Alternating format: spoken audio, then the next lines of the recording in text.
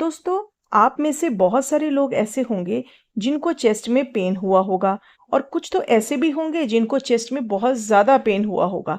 इतना सीवियर कि उनको ऐसे लगता होगा कि हमको तो हार्ट अटैक ही आ गया है। और घर वालों को भी कई बार ऐसे लगना शुरू हो जाता है कि इसको हार्ट की प्रॉब्लम तो नहीं है कहीं, क्योंकि इसके चेस्ट में पेन हो रही है।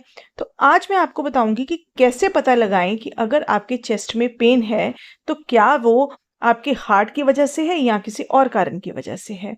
तो इसको सुनने के लिए आप मेरे साथ बने रहिए और मेरे चैनल को लाइक और सब्सक्राइब कर दीजिए और बेल आइकन ज़रूर दबाइए। हार्ट अटैक और एसिडिटी, इन दोनों के सिम्टम्स एक दूसरे से इतने मिलते जुलते हैं कि कई बारी ये लोगों को हॉस्पिटल तक पहुंचा देते हैं, क्योंकि लोग डर जाते हैं कि हमको हार्ट अटैक आ रहा है। दोनों ही केसेस में चेस्ट में बहुत ज़्यादा पेन होती है और प्रेशर सिम्टम्स आते हैं। इन दोनों ही केसेस में मैं आज आपको इनके सिम्टम्स बताऊंगी, जिससे आप लोग आसानी से ये पता कर सकते हैं कि आपके किस घर में अगर किसी को चेस्ट में पेन हुआ है तो क्या उसको हार्ट अटैक आ रहा है या उसको एसिडिटी की कोई प्रॉब्लम है।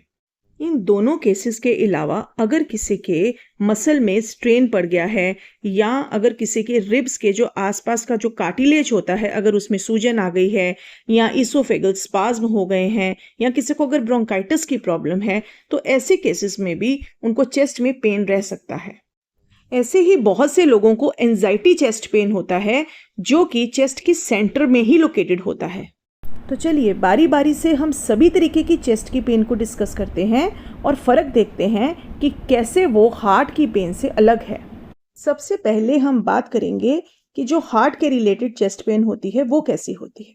देखिए, इसमें एक प्रेशर सिम्टम फील होता है। ऐसे लगता है जैसे कि ब्रेस्ट बोन को कोई जोर के पकड़ के खींच रहा है और उस पर दबाव डाल रहा है। ऐसे महसूस होता है जैसे टाइटनेस है चेस्ट में, बर्निंग होती है, फुलनेस जैसा महसूस होता है। ऐसे लगता है जैसे कोई क्रश कर रहा है उस जगह को। और ये जो दर्द है ये कई बारी लेफ्ट आर्म में जा सकती है, शोल्डर में जा सकती है, नेक में, जॉ में, बैक में, कहीं पे भी जा सकती है। और जब कोई काम करते हो तो ये पेन बढ़ जाती है। और इसके अलावा इसमें शॉर्टनेस ऑफ ब्रेथ भी रहता है, यानी कि सांस लेने में कोई दिक्कत भी आ सकती है साथ में। और कई बार ये पेन दोनों आर्म्स में भी रेडिएट कर और ये पेन ऐसी होती है कि अगर कोई आराम वाली पोजीशन में भी बैठा हुआ है तब भी उसको दर्द होगा। ऐसा नहीं है कि चलने फिरने से ये दर्द होता है और बैठने पे ये नहीं होगा, ये बैठने पे भी दर्द होगा। और अगर वो पेशेंट लेट रहा है और लेटने पे उसको और ज़्यादा सांस लेने में दिक्कत हो रही है तो वो हार्ट का पेन ही है। इस पेन में बीपी भी साथ में बढ़ सकता है और उल्टी जैसा महसूस हो सकता है, पसीना आना और स्टूल पास आउट करने का प्रेशर बन जाना, ऐसा फील होना, वॉमिटिंग जैसा महसूस होना, ये सारी चीज़ें साथ में हो सकती हैं। अब ऐसा ही पेन चेस्ट में तब हो सकता है जब चेस्ट में कोई इंजरी हुई हो, जिस वजह से मस्कुलर स्पाज्म हो गया हो या कोई लंग्स में चोट लगने की वजह से वहां पे फ्लूइड इकट्ठा हो गया हो या रिब्स में कोई फ्रैक्चर हो गया हो, ब्रेस्ट बोन में कोई फ्रैक्चर हो गया हो। तो ये जो मस्कुलर पेन है ये तभी होगी जब कोई चले फिरेगा। बैठने पे उसको पेन महसूस नहीं होगी। अगर किसी के रिब्स पे चोट लगी है या फ्रैक्चर हो गया है तो वो जो पेन होगी वो इतनी ज्यादा होगी कि जब वो सांस भी लेगा तो इंसान, तो उसके तब भी चेस्ट में पेन होगा, रिगार्डलेस कि वो बैठा है या खड़ा है, उसको सांस लेने में दिक्कत ज्यादा आएगी। जो हाइपर एसिडिटी या चेस्ट में अल्सर्स की वजह से पेन होता है वो कुछ खाना खाने के बाद बढ़ जाता है। जब इंसान लेटता है तो तब भी वो पेन बढ़ जाता है, स्वेलो करते समय, या थोड़ा सा अगर वो झुकता है तब भी वो दर्द बढ़ जाता है। और ये दर्द उसकी बाजू में, पीठ में या जॉ में कहीं पे भी रेडिएट नहीं करता है। केवल प्रॉब्लम ये रहती है कि उससे कुछ खाया नहीं जाता और पेन तभी बढ़ जाएगा जब भी वो थोड़ा सा भी कुछ निकलेगा।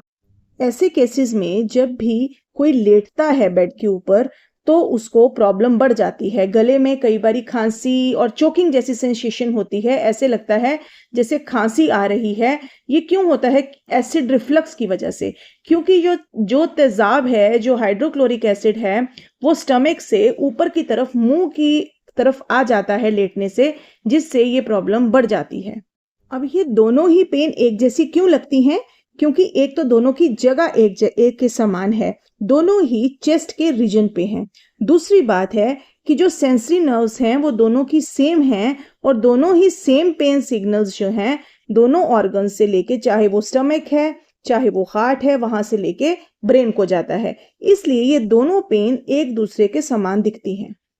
ऐसी पेन के बहुत सारे कारण हो सकते हैं, जैसे कि कोई इंसान एस्प्रिन जैसे ड्रग्स ले रहा है जो खून पतला करते हैं, या कोई नेसेड्स का इस्तेमाल कर रहा है, non steroidal anti inflammatory drugs, या कोई ओवरवेट है, या कोई स्मोकिंग करता है, या किसी को एंजाइटी की प्रॉब्लम है। तो इन सभी केसेस में हाइपर एसिडिटी होने की वजह से जो चेस्ट रीजन है वहां पे पेन महसूस हो सकती है।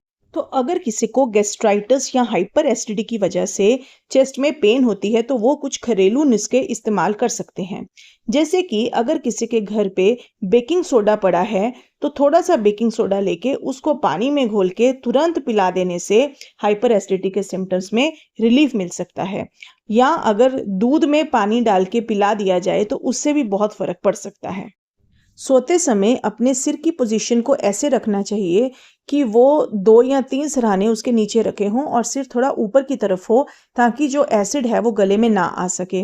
इसके अलावा जितनी भी मिर्ची वाली चीज़ें हैं, जो स्पाइसेस हैं, वो बिल्कुल थोड़े दिनों के लिए बंद कर देने चाहिए। चाय और कॉफ़ी का इस्तेमाल भी थोड़े दिनों के लिए बंद कर देना चाहिए और मिर्ची का इस्तेमाल तो बिल्कुल भी नहीं करना चाहिए। कम से कम 15-20 दिन के लिए इसको छोड़ देना चाहिए। तो चेस्ट पेन कोई सी भी हो, सही समय पे डॉक्टर के पास जाना बहुत ज़्यादा ज़रूरी है। देखिए, अगर सही समय पे डॉक्टर के पास जाया जाए तो बहुत सारी ऐसी चीज़ें हैं जिससे हम बच सकते हैं, बहुत अनहोनियाँ ऐसी हैं जिससे हम बच सकते हैं। तो आप लोग स्वस्थ रहिए और मेरे वीडियोस ऐसे ही देखते रहिए। और अगर आपको कोई भी क्वेश्चन पूछना है तो आप कमेंट सेक्शन पे जाके पूछ सकते हैं और मेरी वीडियो को लाइक सब्सक्राइब ज़रूर कीजिए।